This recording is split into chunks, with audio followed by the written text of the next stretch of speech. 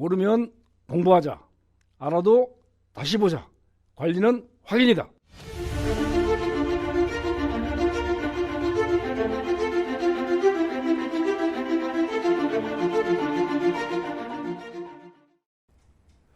안녕하십니까. 율산개발관리소장교육원 원장 김경렬입니다. 다음은 선거관리위원회 운영에 대해서 좀 알아보도록 하겠습니다. 인천시와 경기도는 선거관리위원회 연임에 제한을 두지 않습니다. 근데 서울시는 임기 2년에 1회만 연임하도록 되어 있습니다. 근데 이 연임이란 말은 이렇습니다. 2년 하고 2년 해서 1회 연임하고 난 다음에는 한 번은 쉬고 그 다음에 또 나오면 됩니다. 그게 연임의 문제죠. 다만 이제 이 선거관리위원회는 한 가지 문제가 있는 것이 해촉에 관한 문제입니다. 선거관리위원들이 제대로 일을 안 했을 때 한 사람이나 혹은 전원을 해촉하지 않는 몇 명을 해촉하는 그런 경우에는 해촉 발의권자가 누군가니 전체 입주자 10분의 1입니다. 그리고 해촉 결정은 선거관리위원회끼리 하게 되어 있습니다. 그리고 전원을 해촉할 때는 역시 입주자 등의 10분의 2 혹은 10분의 3이 발의해서 과반수 동의를 받으면 전원을 해촉할 수 있는데, 이어서 제일 문제가 되는 것이 한 사람을 해촉하려고 했더니 선거관리위원회에서 해촉 안 하기로 결정해버리고 나면 그 다음 대책이 일체 없다는 것입니다. 만약에 해촉 여부에 대한 결정을 하지 않으면 입주자 대표에서 할 수 있지만 해촉 안 하기로 결정하면 그 후에 대책이 없어서 문제는 한 가지 이런 것들이죠. 관련물 전혀 모르는 사람이 선거관리위원 하기가 어렵습니다. 그러다 보니까 중임을 끝낸 대표들이 선거관리위원이 되는 경우가 많습니다. 그러다 보니까 자연스럽게 단지 내에서 옥상옥 현상이 일어날 수 있다는 문제점들이 있는 거죠. 그 다음에 선거관리위원회의 업무가 확대됐는데 서울시는 의견 청취를 위한 모든 업무라고 규정을 해놨습니다. 근데 인천시와 경기도는 법령에 있거나 아니면 대표회가 요구하는 거나 이런 것들만 의견 수렴 업무를 하도록 되어 있죠. 다 공통적으로 적용되어 있는 것은 그겁니다. 동대표를 선출할 때 결격 사유 여부를 심사하게 되어 있죠. 근데 임기가 2년 동안 지속되는 도중에 자격을 유지하고 있느냐, 자격 유지 확인까지 선거관리위원회에서 할 수 있도록 이번에 규정을 바뀌었습니다. 그 다음에 전자투표제도는 지금까지 8년은 그 선출의 경우에는 방문투표나 전자투표가 가능하지만 해임의 경우에는 방문투표나 전자투표가 불가능하다고, 부당하다고 판결을 했습니다. 지금까지. 그런데 이번에 그 서울시와 경기도는 동대표나 임원의 선출, 해임까지도 모두 전자투표가 가능하도록 이번에 바꿔놨고, 또 이렇게 전자투표도 서면투표와 동일한 효과를 갖는다라고 규정하고 있습니다.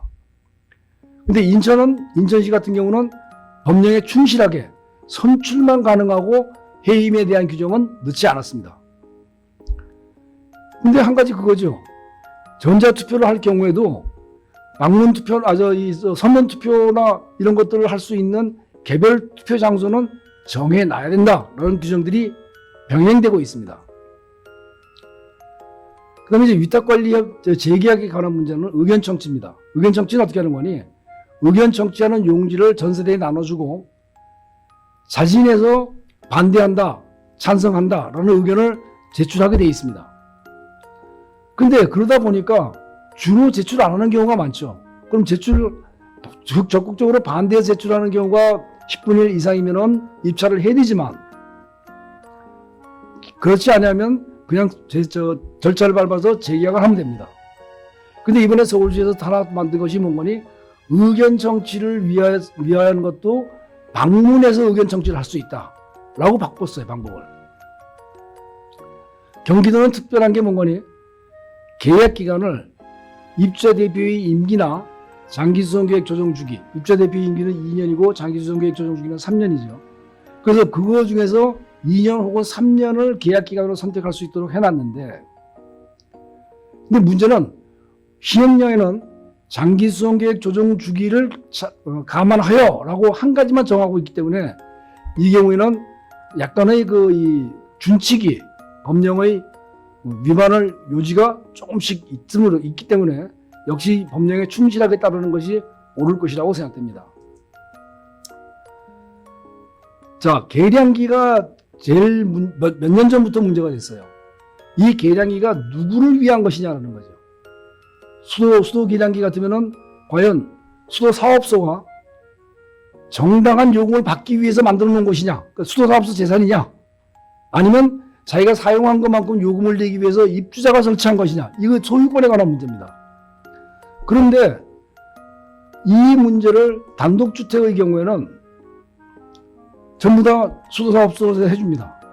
근데 아파트는 수도사업소에서 해주는 건 메인 계량기 하나뿐이에요. 각 세대거는 세대거라는 거죠. 그래서 이 계량기를 교체할 때는 서울시 같은 경우에는 수선집이나 장기수선 중량을 중에서 선택적으로 사용할 수 있고, 인천시는 교체할 때는 장기수선 중단금, 수리할 때는 수선주집을 쓰라, 이렇게 되어 있습니다. 근데 경기도는 거꾸로 교체하거나 수리하거나 모두 장중금을 써라, 이렇게 되어 있습니다. 근데 여기서 현장에서 조심해야 될 거는 이겁니다.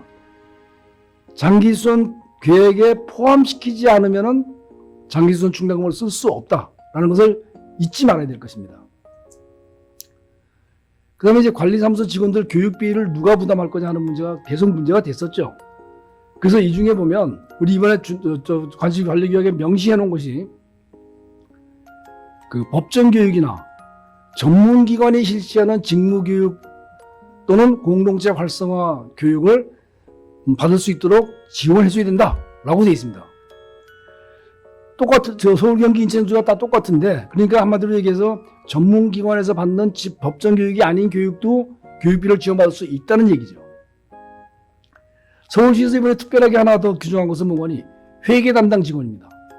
회계 담당 직원은 지자체나 아니면은 전문기관이 실시하는 교육을 1년에 1회 이상 받도록 이수해야 되는데, 혹시 관리규약을 이번에 개정하면서 어려울 것 같으면은 지원하여야 하며 전문 교육을 받을 수 있도록 교육비 등을 지원하여야 한다, 이렇게 한마디 더 집어넣으면 내용이 더 명확해질 것 같습니다.